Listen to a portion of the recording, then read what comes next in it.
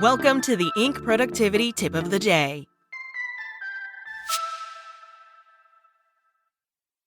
Today's tip: coach, cut, or coddle, using decisive leadership with difficult employees. An expert opinion by Bernard Coleman. Have you ever had an insubordinate, challenging employee? I know I have. Anyone who has ever been a manager has or will deal with such an individual. Whether it's your first rodeo or your 100th, the circumstances of a clash with a subordinate and the severity of the resolution will challenge your managerial skills and test your nerves. Identifying the challenge. There are 4 central elements to consider when you're working with a challenging employee, as you approach the problem through the lens of effective performance management. First, you have to categorize the employee, and by that I mean, what about them is so challenging? Do they not follow directions? Do they undermine your leadership? Are they a team killer? And can any of those behaviors be improved? For example, the direction ignorer consistently disregards clear instructions. The underminer challenges your decisions in front of the team. The negative influence spreads discontent and lowers team morale. The skill-will gap has ability but lacks motivation, or vice versa. Once you can identify the problem traits and tendencies, you have to get to work and figure out what you want to do about it. In my own work, I've seen managers typically pursue one of 3 courses of action: to coach, cut, or coddle. That is the question. Coach.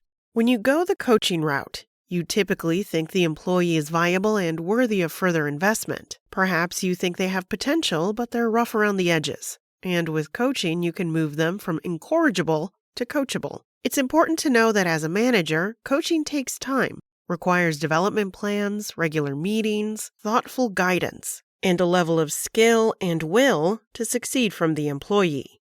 Action steps for coaching. Create a specific development plan with measurable goals. Schedule regular check-ins to provide feedback. Document progress and challenges. Set clear timelines for improvement. Cut. Some employees are a lost cause where they don't have the skill, attitude, or aptitude to change. Sometimes it's a skill mismatch.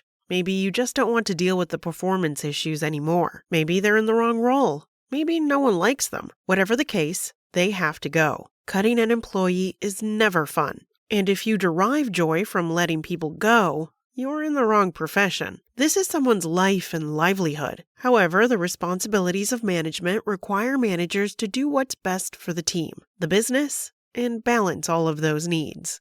Action steps for cutting. Ensure proper documentation of performance issues. Work with HR. Prepare a transition plan for the employee's responsibilities. Communicate respectfully and clearly during the termination. Coddle. The other route that I see is much more popular than folks might realize is coddling. Coddling is typified by sugarcoating feedback and kicking the can down the road on effective performance management. Many managers will treat difficult employees with kid gloves, while the work they don't or can't complete is offloaded onto others, often because we feel their issues are too difficult to address. Whatever the case, the uncomfortable discussions that could spur real change are avoided to spare them, and perhaps the manager the awkward conversation that comes in the constructive feedback process. Warning signs you're coddling. You're regularly redistributing their work to others. Team members complain about unequal treatment. You avoid giving direct feedback. Performance issues continue with no consequences. Communicate. Here's the 4th element that's often not executed well. Communication. A central tenet of management is communication, and unfortunately, many managers don't communicate well. Actually, many managers are objectively terrible at effectively communicating both verbally and in print. And often, the reason we land at the impasse of the challenging employee is due to poor managerial skills. This is where self-awareness comes in. Are you the problem in this scenario? Are your directions clear? Do you provide regular feedback? Do you let the issues go on too long before addressing it with the employee? What are your patterns of leadership? Looking within is crucial before you execute your decision. If you've communicated clearly and consistently, then you can move forward confidently with your chosen approach. Keys to effective communication. Set clear expectations from the beginning.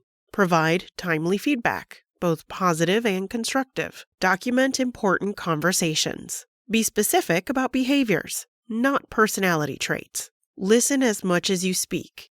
Assessing your situation. Ask yourself these questions to determine your best approach. Has the employee demonstrated improvement when given feedback?